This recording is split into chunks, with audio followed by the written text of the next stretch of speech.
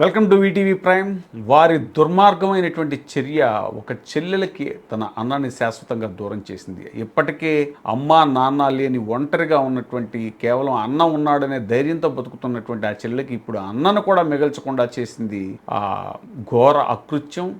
Janasena party ఆమెని suspend చేసిన party నుంచి జనసేన నాయకురాలు, మాజీ నాయకురాలుగా చెప్పబడుతున్నటువంటి వినుత కోట శ్రీకాళహస్తి జనసేన ఇన్ఛార్జిగా చేశారు.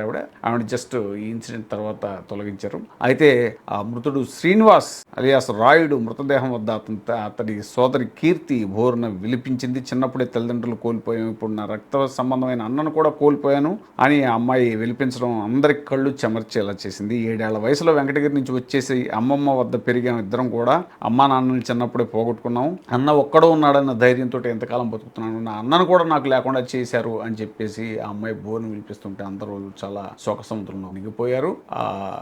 ప్రతి రాజకీయ పార్టీల్లో ఈ రకమైనటువంటి నేరస్తుల్ని ఉంచుకోవడం అనేటువంటిది వాళ్ళని ముందే ఎందుకు ఫిల్టర్ చేయట్లేదు, నేరస్తుల్ని రాజకీయ పార్టీలు ఎందుకు పసిగట్టలేకపోతున్నాయి, వాళ్ళని ముందే ఫిల్టర్ చేసి అలాంటి వాళ్ళని దూరంగా పెట్టాలి, రాజకీయాలకు దూరంగా ఉంచాలి కదా.